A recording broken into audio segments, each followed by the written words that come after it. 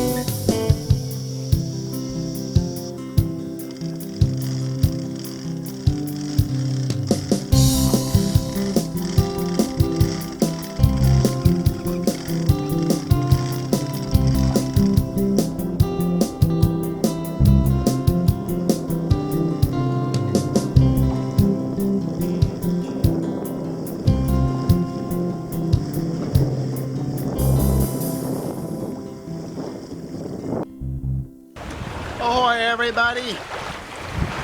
It is Thursday, the 30th of August, 2018, and we're on our way south here. We made it out through the cut to Mill Creek around 6 this morning, and it's just about noon now, and we're coming up on Plum Point. So we've done about 20 miles in 6 hours. Which is not going to break any speed records, but we're moving. The winds are kind of up and down, and they've been veering. Started off westerly this morning, and now they're kind of north-northeast. And generally in 5 to 10 knot range, though it's picked up now quite nicely. We got about 10 knots or so. And so we're moving along at about 4.5, 5 knots. So we're making some progress now. This whole run is about 90 miles down to Deltaville, and so we still have about 70 miles to go. The forecast is as long as we can get south of the Patuxent River, south of Cove Point by this evening, which is about 20 miles, so hopefully we'll be able to do that.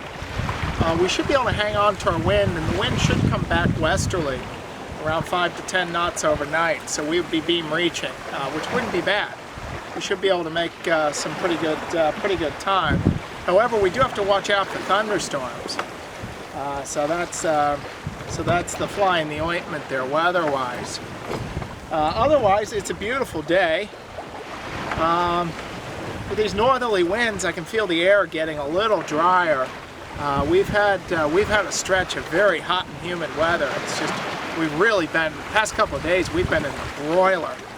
And living on a boat without air conditioning, especially when the winds die in the evening, can be quite uncomfortable. And we get out in the bay, we got these flies, the bay flies, and some of them bite. Luckily, most of them are not biting, but the ones that bite you, boy, they'll give you a jolt. And they seem to live out on the water, because I've noticed when you come into a harbor, they usually disappear. So But apart from the heat and the pestilence, right now we got a fair wind. We're making good time, and all is well on board. And we keep moving along here. Ahoy, everyone! It is still Thursday, August 30th, and we're coming up on point no point here. And so we've just crossed the halfway mark. We've had generally northerly winds all day in reasonably good strength, hanging around 10 knots or so. So we've been making good time. And as I say, we're just past our halfway mark. So we've done a little over 45 miles, probably close to 50 miles now. And so if these winds hold, we should make it into Deltaville tomorrow morning. That's, of course, if the winds hold. As you can see, we got some shower activity up ahead here. The weather people are saying we're going to have to watch out for thunderstorms tonight, so that might make things exciting. Otherwise, it's nice sailing out here. Just had a close encounter with a small fishing boat. Ironically, kind of similar to the boat that just ran over my nutshell pram, and so I nearly ran him down, which is ironic. A miss is as good as a mile, but it really does bother me when I get caught out like that. I didn't see him dead ahead of me, and yeah, as I say, that bothers me because I try to keep a sharp lookout here and pay close attention to what I'm doing.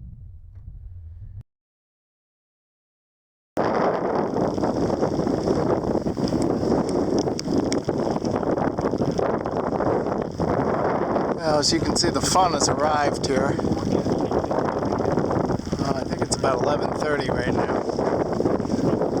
And as you can see, we got thunderstorms all around. I've taken both headsails off of her, so we're just sailing under a reef main. So hopefully, as long as we don't get hit with anything too severe, I should be able to get that main down fast enough. And so we're sailing cautiously here, and we're just passing Smith Point.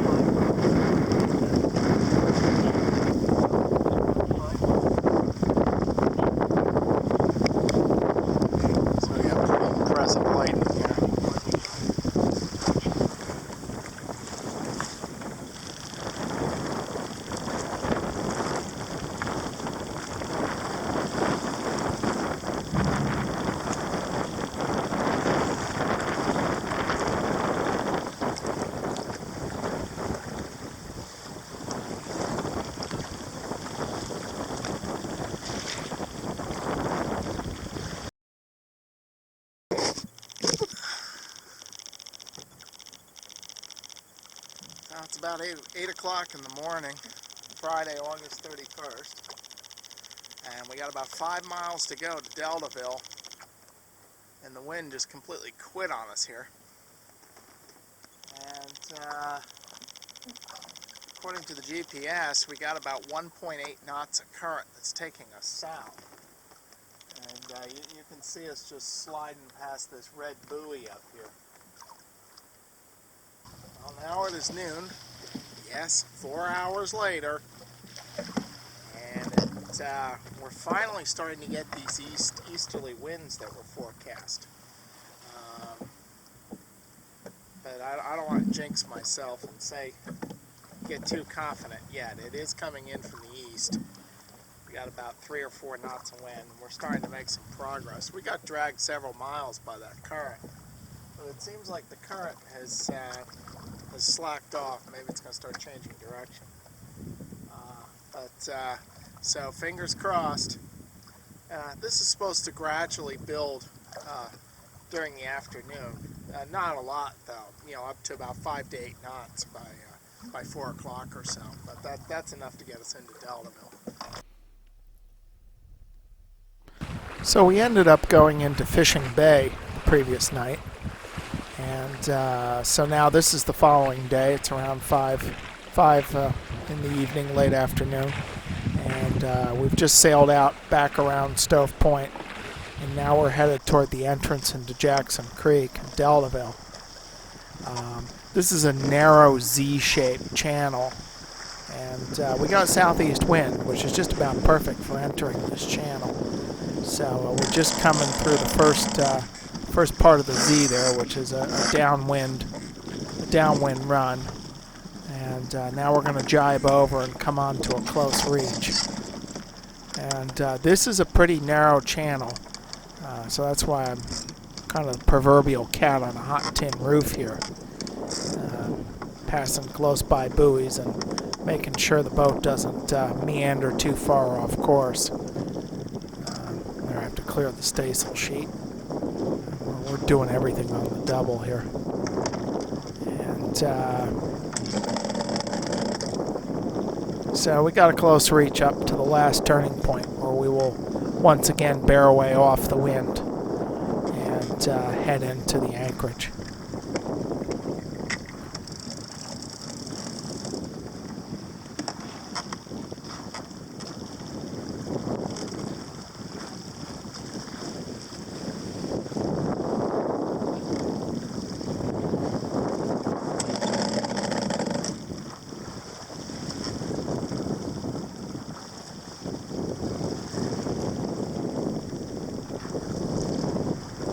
Got a little bit of swell action here. You can see the boat rocking a bit. And there's the red day beacon, so that's going to be our last turn.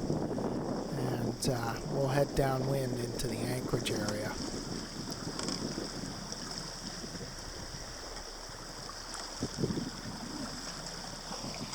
And now that the staysail is being blanketed by the mainsail, it's a good time to drop it down on deck and get the anchor ready to go.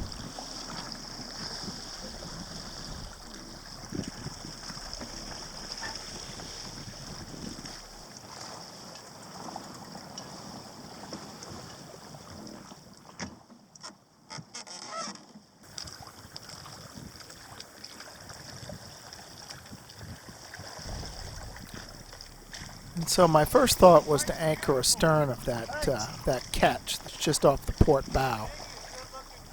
But I'm going to change my mind at the last minute here and decide to jibe over and round up and anchor just alongside of the guy I'm talking to here. As it turns out, we both have fatty knees dinghies, now that I have a fatty knees dinghy.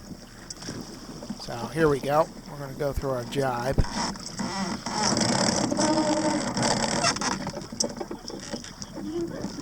All right. This guy's just warning me. There's a bar that comes out from the shore. Right where you see those blue rafts are, there's an area of shoal water that extends out a bit. I've seen people swimming there and just wading waist deep in the water, and they can go out a reasonable distance there. And so just making our final approach here. And I think I'm a little too close to the shore, so I'm going to tack over and get a little closer into the center of the creek here.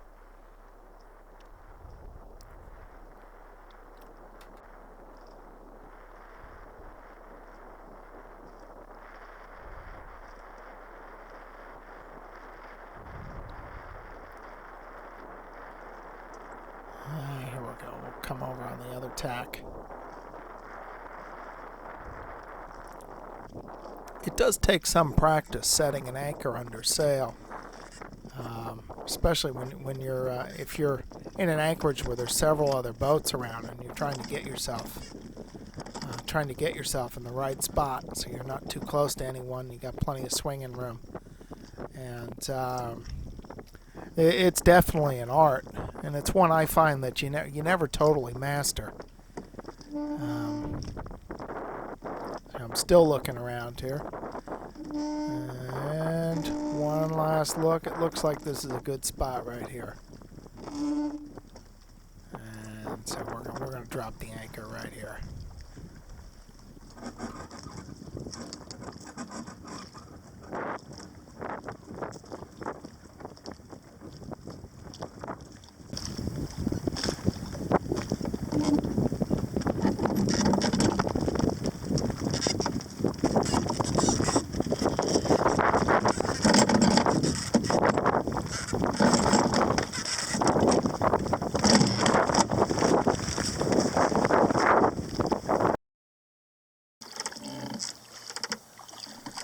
And so the last act of this season is to move the boat into the travel lift slip so she can be hauled out and put on the hard.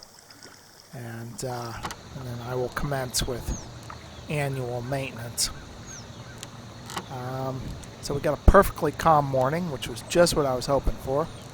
No need to rig any sails. We can just use the scouring oar to get her into the slip. And just easy does it. There's no wind. And just ship the scouring oar. So we're just gonna let her coast on momentum here.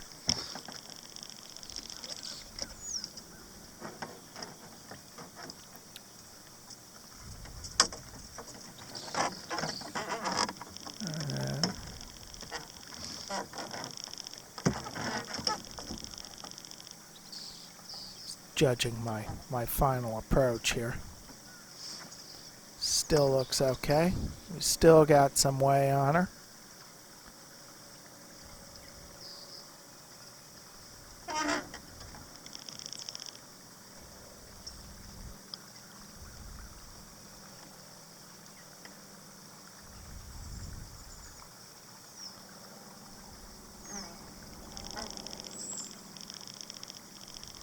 You can see how it helps to have a flat calm, because you only need just a little bit of momentum and the rudder will still have some bite to it, and you're not going too fast, so there's little chance of damaging anything should you make a mistake. Now this line I'm picking up is attached to a cleat right by the Genoa winch, so it's about 3/4 of the way aft. And when coming into a slip like this, that's usually the best place to tie your first line, to take up tension on your first line. So that'll tend to just pull the boat into the dock, parallel to the dock. If you use your bow line first, then you'll quickly just pull your bow right into the dock. And bang your bow pulpit or your bowsprit. And your stern line will tend to just pull the stern right in. But if you put the line somewhere around 3/4 of the way aft, generally she'll just slow down and come in parallel, just move in parallel toward the dock. And I have my bow line draped over the lifelines here. I just picked the bow line up off the lifelines, and I already have the end of it attached to the cleat on the boat, so we just need to tie it onto the piling.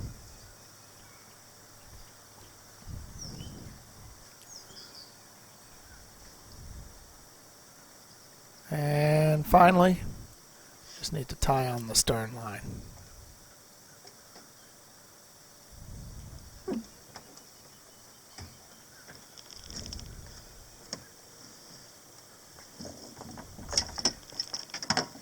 Got the stern line, toss it on the dock, and we'll go tie that off, and the job is done.